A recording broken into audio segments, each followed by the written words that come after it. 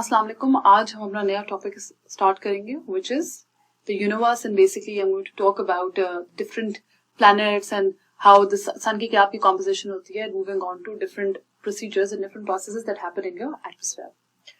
अच्छा जी, सबसे पहले यूनिवर्स देखते हैं। It is the sum total of the energy and matter that exist in both space and time. ठीक है, ये आपकी बेसिक डेफिनेशन होगी in case this a question that comes.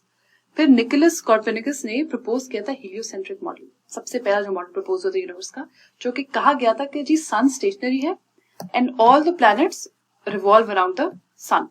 तो ये कभी it was not widely accepted until the late 17th century. फिर big bang theory आई थी। बिग बैंग थ्योरी आई थी 1927 में। ठीक है, जिसने बताया था कि इनिशियली यूनिवर्स इतना स्मॉल था और डेंस था कि particles like protons and neutrons could not exist in the universe. However, over the period of a lot of years, ये universe began to cool और वो एक बहुत ही expanded version की तरफ गई। अब जाके जी ये protons, neutrons, planets वगैरह exist कर सकते हैं इस expanded version में। 4 मॉडल्स हैं यूनिवर्स के। सबसे पहला है क्लोज मॉडल। क्लोज मॉडल ये कहता है कि after many years the universe will contract back to the original shape. वो ओरिजिनल वो जो बॉल, डेंस बॉल था, उसमें जाके कॉन्ट्रैक्ट वापस कर जाएगी। फ्लैट मॉडल आपका कहता है कि यूनिवर्स इवेंचुअली एक्सपैंड कर करके एक स्टेबल साइज को रीच कर जाएगी।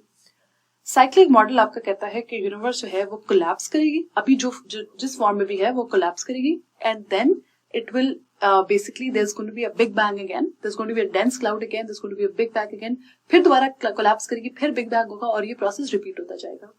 और ओपन मॉडल कहता है कि universe will continue expanding for a very long time. अच्छा जी, टाइप्स ऑफ गैलेक्सीज देख लेते हैं। तो स्पाइरल होगी, इलिप्टिकल होगी, इरेगुलर होगी। अब गैलेक्सी होता क्या है? It is a massive aggregate of stars जो कि ऑर्बिट करते हैं अराउंड अ कॉमन सेंटर। ठीक हो गया। अब there are 125 billion galaxies in the universe. Milky way जो है स्पाइरल गैलेक्सी है। थोड़ी सी प्रॉपर्टीज है मिल्की वे की। It is 100,000 light years in diameter and it was formed about 14 billion years ago. ठीक हो गया। अब नियरेस्ट जो गैलेक्सी है वो भी मिल्की वे है और उसके जो मेजर आर्म्स है वो है सैजिटेरियस और सेंटोरस। जो मिल्की वे है उसके स्मॉलर, जो हमारी गैलेक्सी है वो स्मॉलर आर्म में है विच is the Orion arm. Orion arm solar system आपका बेसिकली ये है कि उसके स्मॉलर आर्म में है। Solar system is in the Orion arm. अच्छा जी, सन की थोड़ी सी प्रॉपर्टीज हैं। इट 4.5 बिलियन ईयर्स ओल्ड है। स्ट्रक्चर आप देख लें तो 15 मिलियन डिग्री सेंटीग्रेड इसका टेम्परेचर होता है। न्यूक्लियर फ्यूजन होता है सन में। हाइड्रोजन न्यूक्लियाई जो है it combine to form into nuclear helium nuclei और बहुत ज्यादा एनर्जी रिलीज होती है कोर के अंदर, जो बेसिक कोर होता है। ठीक है, ये देखिएगा, ये जो कोर है ये पार्ट। फोटोस्फेयर जो होता है वो अराउंड 5500 डिग्री सेंटीग्रेड थिक होता है, हॉट होता है and it is around 300 metres thick. ठीक है, उसके बाद फोटोस्फेयर ये होता है जो आपको नजर आ रहा होता है, विजिबल पार्ट। क्रोमोस्फेयर जो होता है वो लेयर आउटसाइड द फोटोस्फेयर होता है।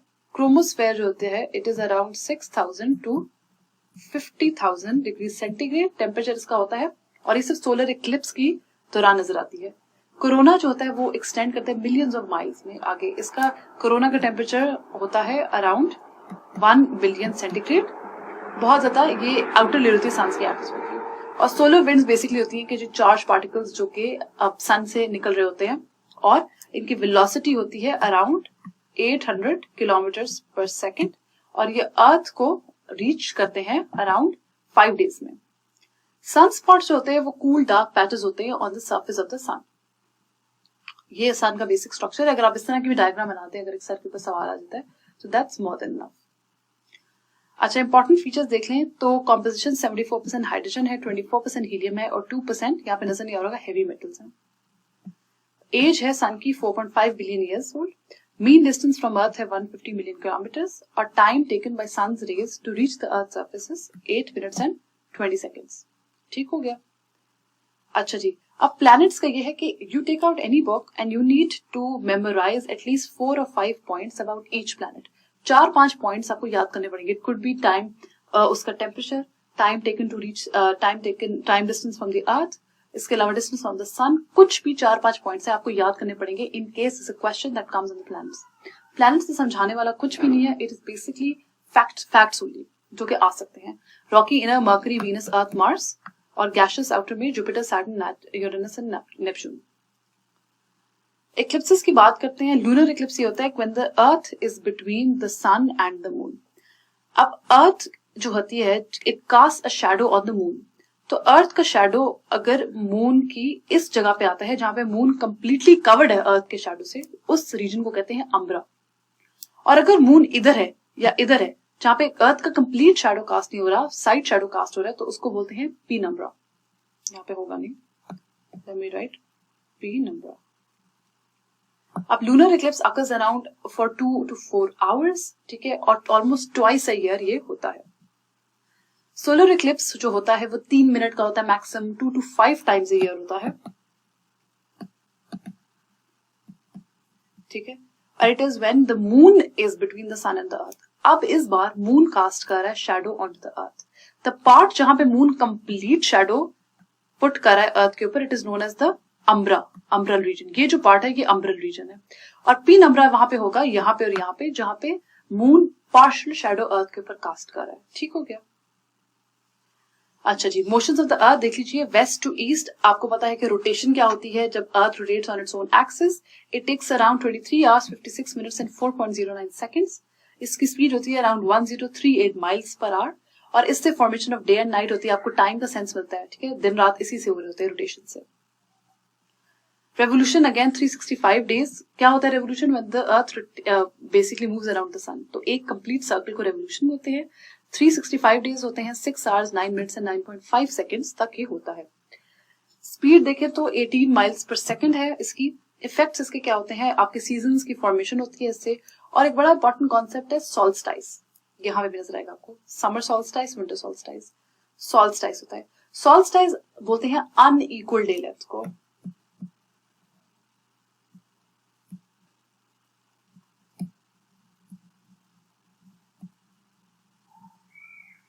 ठीक है, अनइक्वल डे लेंथ को बोलते हैं। It is basically sun is at a solstice when difference between either of the two poles to the sun is at its greatest.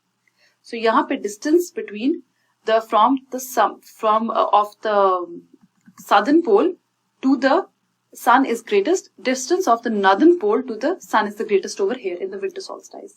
Solstice होता है basically आपकी दिसंबर 21st और 22nd को और जून 21st और 22nd को, ठीक है। समर विंटर सॉल्स्टाइस इस तरह से होता है। अब उसके बाद देखो नॉर्दर्न हेमिस्फेयर का जो विंटर सॉल्स्टाइस होगा वो दिसंबर में होगा, और जो नॉर्थ पोल जब farther away from the sun है, यहाँ पे north pole when it's farther away from the sun, तो इसका दिसंबर में विंटर सॉल्स्टाइस होगा। इक्विनॉक्स, इक्विनॉक्स होते हैं days and nights of equal length, ठीक है। अब ये होते हैं लेट मार्च और सितंबर में, ठीक है। नॉर्दर्न हेमिस्फेयर का जो इक्विनॉक्स होता है वो मार्च 20 या 21 को होता है, और it marks the beginning of spring. Similarly northern hemisphere का ऑटोमनल जो इक्विनॉक्स होता है वो सितंबर 22 या 23 को होता है, and it marks the beginning of autumn, मार्च में, ठीक है। अब ये होता है कि जब दोनों हेमिस्फेयर्स जो होते हैं इक्वल डिस्टेंस पे होते हैं सन पे, the sun is said to be at an equinox when both of the hemispheres are at an equal distance from the sun. ठीक हो गया। अगेन ये मार्च 2021 सितंबर 22 और 23 को होता है। अच्छा जी, उसके बाद जाइए, ये भी आपको दिखा रहा है, but again this all of these diagrams you can see later, कि बेसिकली शो करते हैं आपके सॉल्स्टाइसेस को और आपके सॉल्स्टाइस कॉन्सेप्ट को।